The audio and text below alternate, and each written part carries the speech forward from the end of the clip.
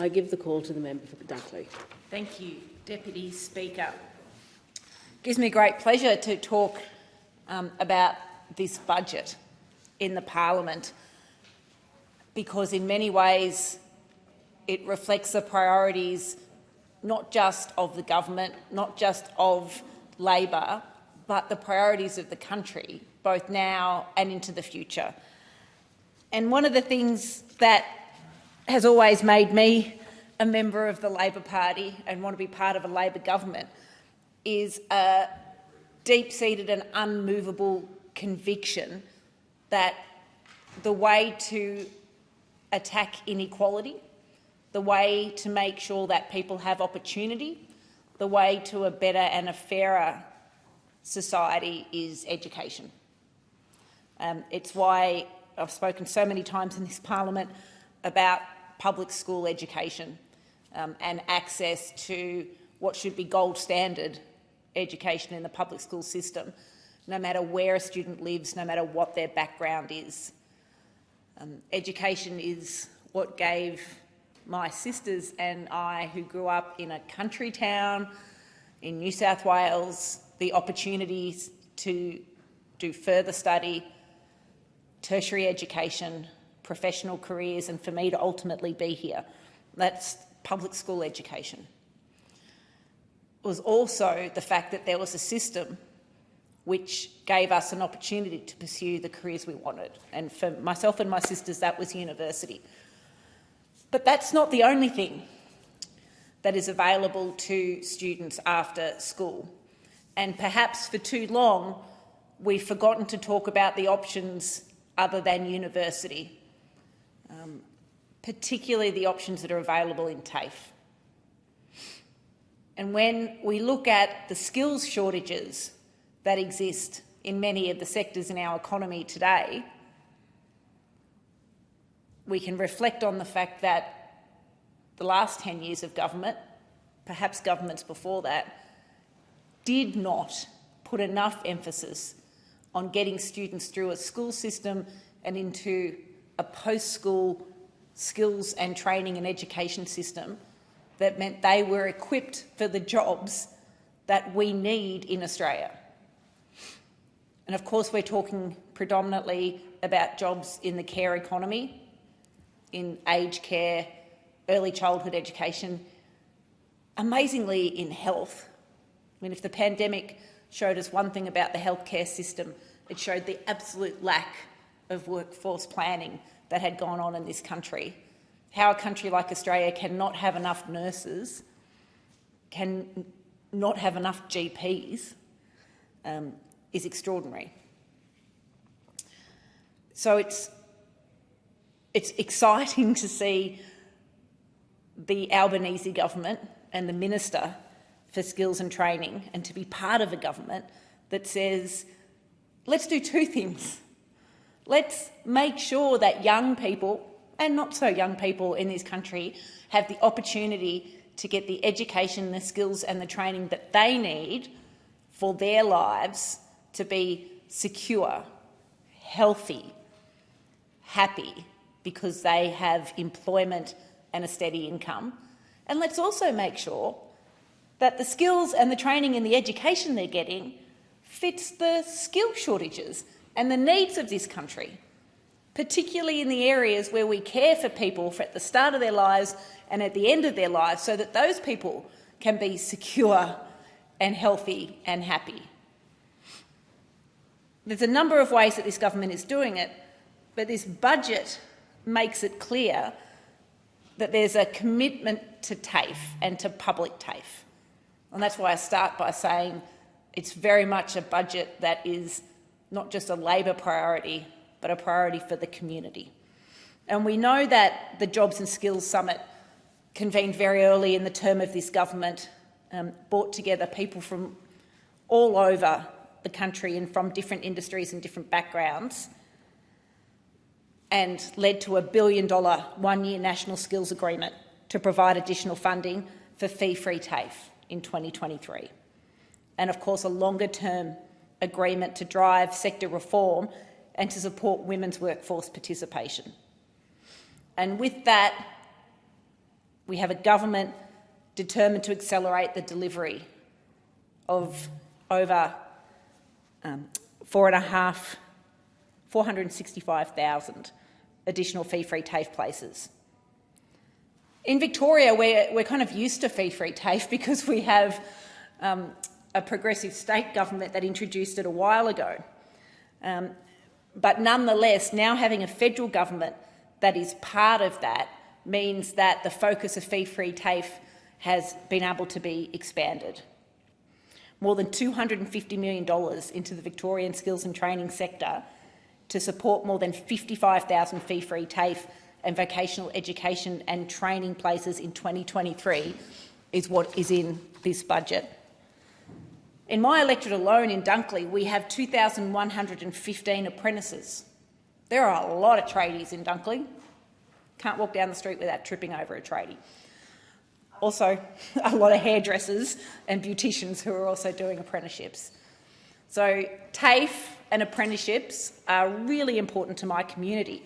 So a $54.3 million investment to critical Australian apprenticeship supports in this budget means a lot to my community.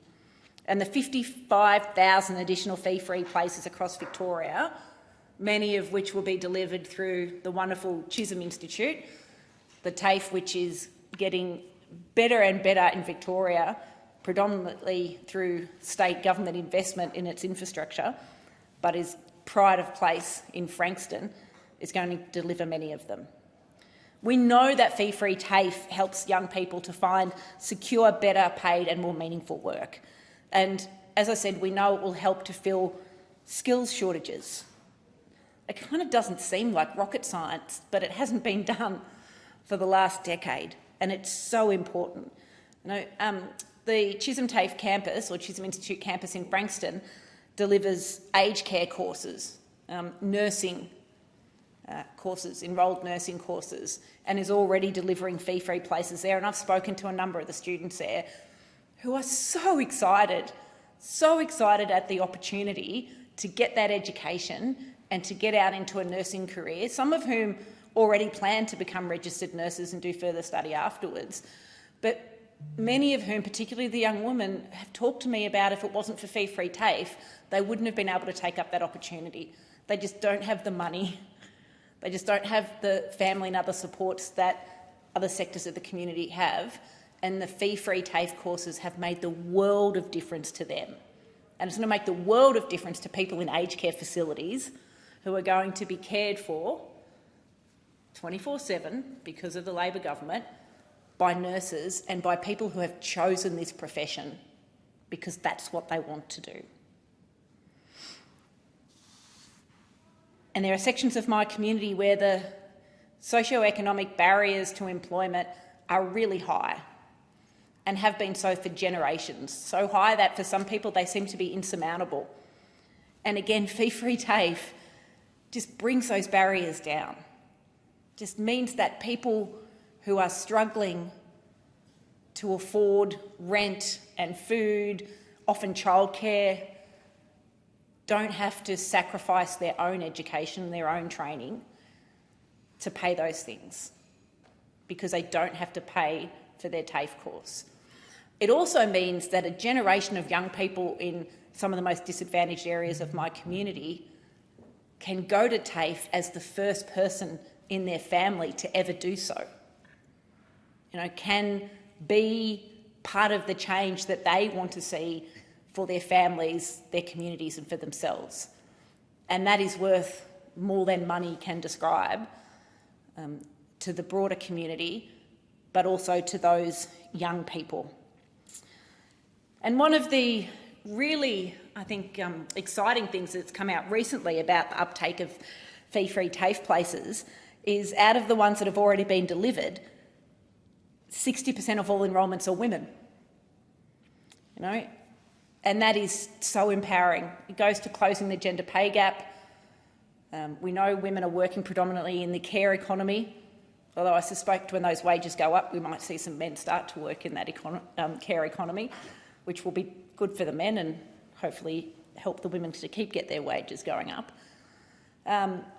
Closes the gender pay gap, It helps to change the traditional gender stereotypes of the roles of men and women, which in some pockets in my community are quite hard to shift. And that has held women back, and in many cases has held men back because they don't get the opportunities to do some of the things with family and children that actually will enrich their lives.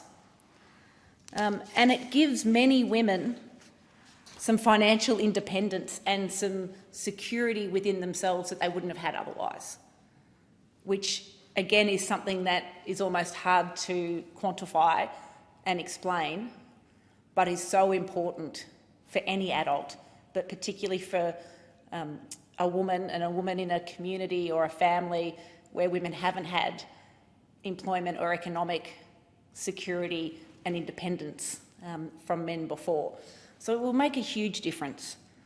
And it builds on a number of the other measures that are in this budget or that this government has introduced, which go towards helping women in the workplace and women's economic independence. You know, the 15% increase in wages for aged care workers is just extraordinary in terms of difference it will make. I was at Baxter Village, retirement village in the high dependency unit with Minister Carney 2 weeks ago, and the residents were telling us how wonderful they thought it was that their carers were getting pay rises. And one of the women, who had turned 90 recently, said to me, "I couldn't look after myself. They deserve a pay rise for looking after me," which I thought was a pretty great way of explaining it. Obviously, the workers were delighted because it makes such a difference to their lives. The people that run Baxter Village were really happy that their staff were getting that pay rise because they understand what it means to the quality of care, quality of workers, and to encourage more people to get into that workforce, which is struggling with workforce shortages. We know that many single parents are women, and we have a program in Dunkley, Young Parents Program, that is federally funded and is run at the moment out of Chisholm TAFE actually, which is to help young mums who are teenagers to finish school, to finish their VCE.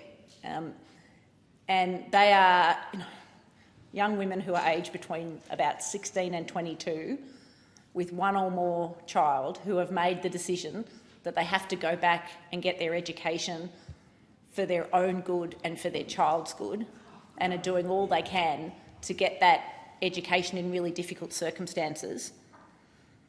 And I tell you what, the increase to the single parent pension is going to also make the world of difference to young women like that, and to older women who have had to leave a relationship for a variety of reasons, but often for reasons of coercive control or domestic violence, have had to flee a relationship, or even if a relationship has just broken down and they find themselves with a young child on their own, having to look after that child and get through. That increase to the single parent pension is really important.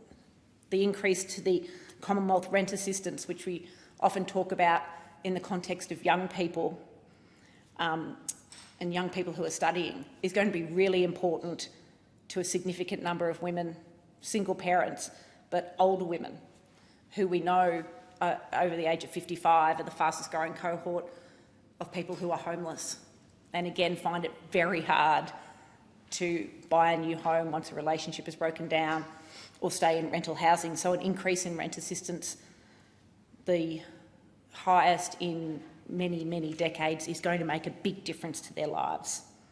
The Australian Skills Guarantee, to go back to where I started about skills and training, national targets for women in apprenticeships, traineeships and cadetships on major government projects. Great for women's employment, great again to change that gendered stereotype of the type of work that women can and should be doing, and to give women opportunities. And of course, building and retaining the early childhood education care workforce. 92% are women, $72.4 million. These are the type of investments in education, skills, training and the workforce that set people up now and into the future and set our country up and our economy up now into the future, and is what Labor governments are all about. Thank you. I give the call